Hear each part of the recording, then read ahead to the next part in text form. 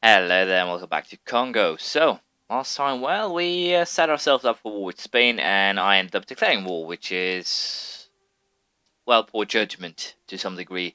We're going to try and attack this army here with approximately twice the numbers. I'm no idea if we'll actually be able to pull something off. We should be able to. The thing I'm kind of worried about is the Spanish, or the Spanish 50,000 man army here. We might have to run very far. We'll have to wait and see, but for now, I'll be focusing on trying to beat this 54,000 man army. No idea what they're actually going. They're going to Barva and Safal. They're actually, well, trying to, well, cause trouble for me. But I think we should be able to destroy it here. Potentially, I might actually have to try and hunt it down, but let's face it, it shouldn't be too much of a problem. We had bigger, no, we did not have the bigger losses. I thought for a second that we had lost more troops than they did, but we didn't. So, this army here will be one of the chase armies, and let's see, I'll join up the, let's see, this is the mercenary army, yeah. So we'll join these two armies up here, and we'll use them as, well, a chase army, and then we'll basically follow suit with the mercenary army, and, well, allow it to siege on the way. But, as I said, the thing that I'm kind of worried about is the 50,000 Spanish soldiers that were waiting here. Hopefully we can siege these two provinces before they actually get their asses over here. We'll simply have to wait and see. Portugal's join in, Russia's join in, and as you can see here, we are definitely in trouble, troop-wise, ship-wise, and every-wise. So I kind of have to try and, well, win this early, try and bribe out Portugal, try and bribe out Russia, things like that. We'll have to see. I have no idea if these guys will actually just take cash. If they do, then I can try and bribe them out. We'll have to wait and see here. But for now, we will continue a war here, and hopefully I can destroy the Spanish army. That should put me in a much better spot. We'll simply have to wait and see. So the second battle just started. They actually managed to get most of their morale replenished. What? No, they managed to get most of their morale replenished, which is kind of bad here. And we're losing a lot of troops here, even though it doesn't really make sense, since most of their army is just cannons. So we should have been able to rush down their cannons fairly easily. Unfortunately, we weren't able to, and as a result, we kind of got trashed here. I have no idea if we'll just run here, or if they'll actually run up there. I'm a little bit unsure or uncertain in what will actually happen here, but we'll try and follow them. Yeah, they'll actually stop up here. But they should have been destroyed there, and they weren't, for some weird reason. So we're going to this Namka land here, and, well, meeting them there. Oh, Roman Empire wants a royal marriage. I guess I'll accept. The Spanish fleet here has actually started movements, but they still haven't actually gotten any transport, which is good. I have no idea why these guys are actually marching south. I wish I could actually, yeah, I probably can. Now that I think about it, stupid me. I have to select every single one of my armies and press attach to this unit. Well, I guess we'll attach them to this unit. Well, and see if they actually change course then.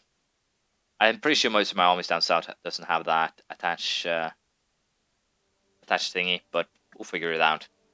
So, the Spanish army down south is basically, well, unfortunately we arrived first and got, well, utterly destroyed, but that doesn't really matter now, does it? So, I'm going to march this army up north, because we're pretty sure this is where, well, all the shebang is going to go down, so I definitely want my army up there. And we have to most likely use our mercenary army here for sieging of Namka land, but it shouldn't be a problem. I'll also bring another 10,000 extra men up, and we'll use the other regiment here to siege. So, the southern part of Spain, and basically everything that we need here is already under siege. I did want to check if I could actually bribe out Portugal, for instance. Let's see if we offer some gold. They would accept this, but we don't want to give them we don't want to give them that much gold. Wait a minute, if I give them enough gold to get... Oh, I see. If I give them 100% war score, they'll actually accept. Or how much else do I actually have to give these guys? Let's see here. How many bribes do you have to take? So I can bribe them out for 46,000.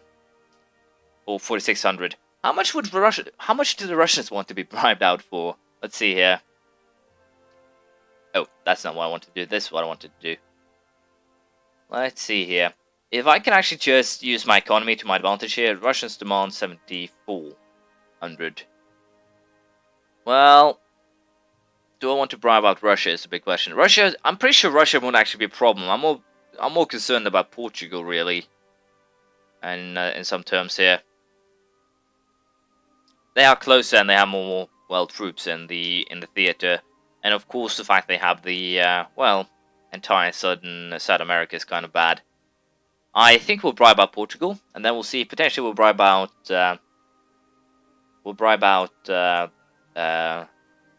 Russia later.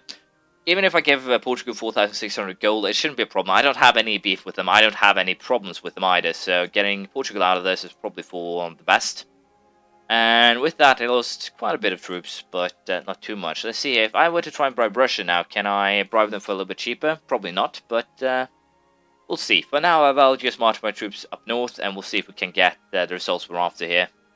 So far, the only problem I've seen are these two sieges here, and try and guess what's actually sieging them. Well, if you guess nationalists and other rebels, then you guess right. If not, well, you weren't too far off. It's basically not the Spaniards, it's not anyone who's actually bothering me, which is kind of, well, discerning.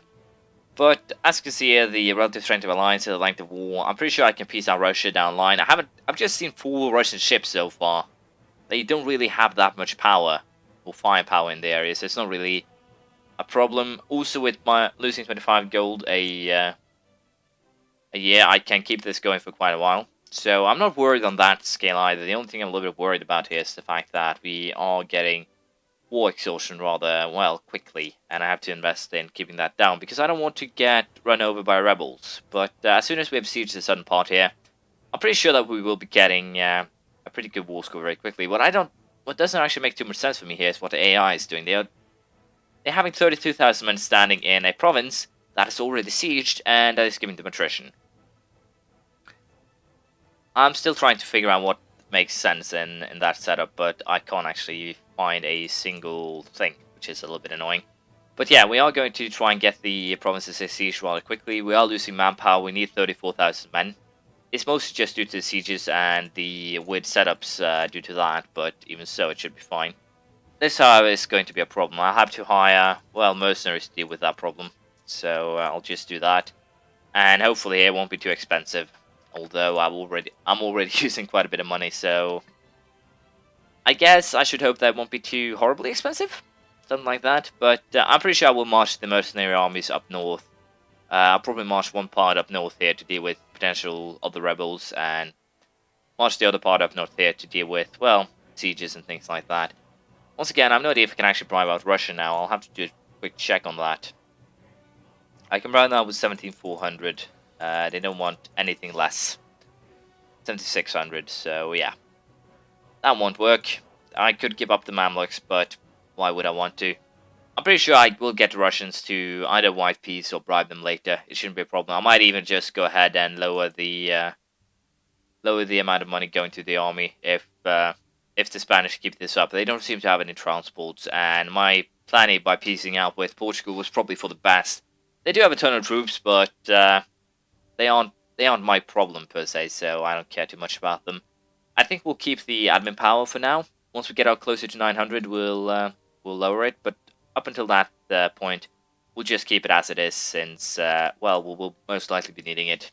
The only problem that I will have most likely is that the Spanish provinces themselves will probably have some, as you can see, a particular risk, which will be, of course, very annoying to deal with, but not really too much I can do about it at this point, so I guess we'll have to kick the Spanish rebels' arse, more or less. No idea if they're actually...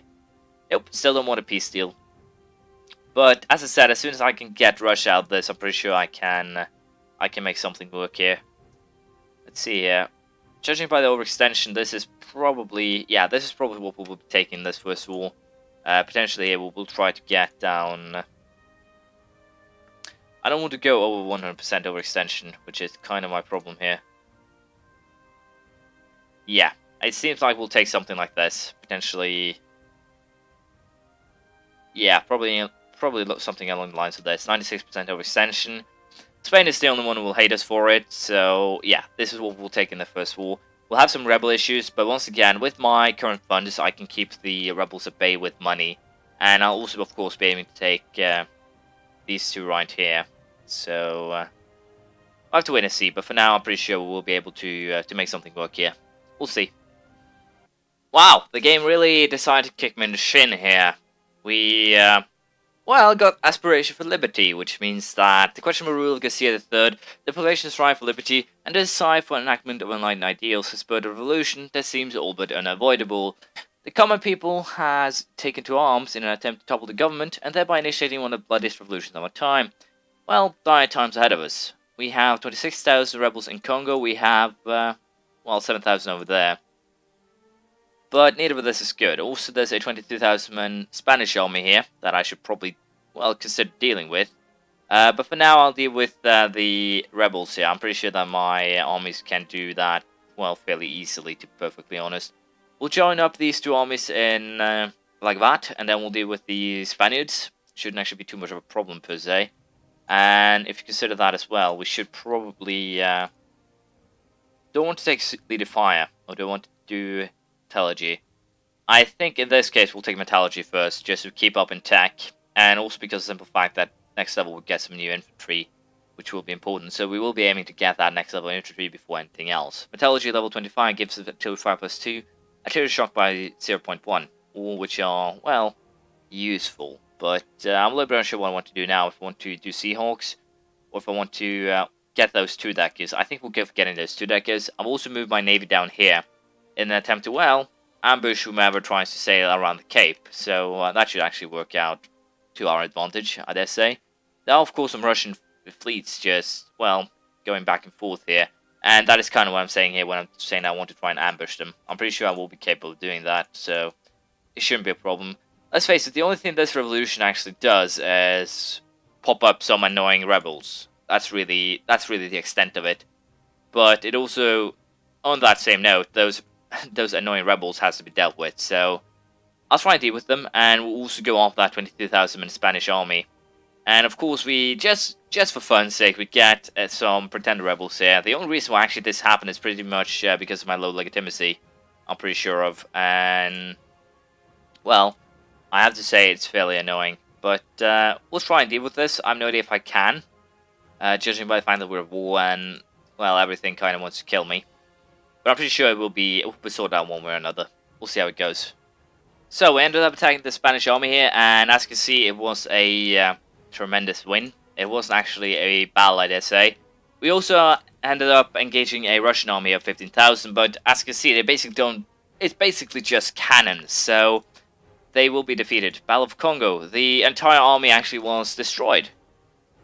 Well, that's a awkward thing to have happened, but I guess we'll have to march these guys down south then, and try and make something work. I might actually have to, we'll keep this army up north, we'll march this one down, and we'll rebuild another mercenary army to try and help solve the issue, but this is kind of ridiculous at this stage. We'll probably solve the problem, but I have no idea how we'll do that, so let's first and foremost just get rid of that Russian annoying thing of an army. Let's just get that done. And let's see, how are the Spanish feeling about a peace deal? They still don't like it. How are the Russians feeling about a peace deal? I dare wonder. If I can get the Russians out of this, I'm pretty sure I can get the peace deal I want with the Spaniards. So we are getting closer. We're at 57 before. I am also tempted to just offer up my deal with Britain here. Let's face it, that deal doesn't matter to me at all anymore. And if I were to offer them 4,200, they would quit. Can I get them for anything less? I can get them out for 3,003. It'll leave me with, 500 ducats left. And I dare say it's probably a good deal. Of course, the fact that I'm using my monetary funds here to solve my problems is not for the best, but it's a solution, let's just say that. And if I can get everything now, then I'm pretty sure we're one without any problems. But what I will be doing here is get my guys back home, because I will be needing these guys at once I take these two in order to avoid to get any overextension revolts, which of course would be annoying as hell. But for now, I'll deal with these revolutionaries, and then we'll see if we can get a good deal with the Spaniards. Spain is actually willing to give me what I want here, which is very good. I can also get 100 ducats out of them, which is also very good, but I have to wait 10 more days until I get that guy back, so I can actually sell the provinces straight away. But as you can see, we will be taking quite a bit of land. The only thing I'm kind of worried about here is if I have enough admin points to actually core everything. I'm pretty sure I do, but it's kind of a risky move even so.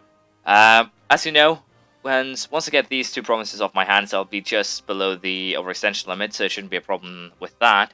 And I can also then start the annexation of both Morocco and Algiers, which is great because their troop movements in this war has been really, well, weird. Let's just leave it at that. The only one who'll hate me for this is Spain, Portugal to a lesser degree, a little bit from Morocco actually, but once again, not that bad. So yeah, I'm pretty sure we'll go for this. It's not really a troublesome setup. Let's just slow down time so I can actually make the deals that I want here before I get screwed over by overextension and things like that. So, economy, sell this one. They will take it. Great. Let's see if Morocco is just as kind. They'll take it. Great. That means all my problems have now been almost solved. Let us go ahead here and start the pouring process of most of these. Unfortunately, I can't actually convert Cape, but I guess we'll just send a missionary instead then. Also now I'm actually making a little bit of money. I can now start using my navy again for what it's actually supposed to be used for, which is making money. And let's see, let's just split it in two, and we'll use both of these as we see fit. I'll send you to Alexandria, and I'll send the other one to Gulf of Aden, which actually the Ottomans have now taken control over, which is not good at all. But yeah. I have to deal with the rebels. There's currently 4 rebel squads running around my country. I'll probably be able to deal with them without too much fuss, however, now that everything is, well, solved, so to speak. Apparently the Spaniards were still using slaves, because that's the only reason that I can think of that I would be getting that event. So, let us see, can we actually beat the reactionaries right now? We should be able to crush them, utterly to speak, so yeah, there we go. And I'm pretty sure this army will take care of these guys, so it shouldn't be a problem. I guess I'll just agree to terms with... No, I won't. I'll split up a proper army here and go and kick their asses, more or less.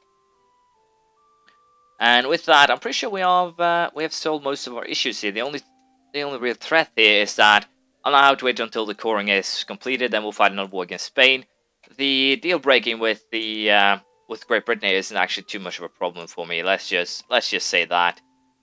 The only problem is that I once again ally with the Holy Roman Empire. I'm very tempted to actually go for France instead, and potentially France instead here. I'm a little bit unsure if I can actually do something with Russia, but let's face it, doesn't matter. For now, we'll improve relations with both Morocco and Algiers, and I'll annex them as soon as I can. That's the plan. Let's see how it works out. But we're out of time, so we'll have to do that next time. Thank you for watching. Please leave a comment, praise, criticism, anything you feel like, and hopefully, I'll see you around next time. Bye.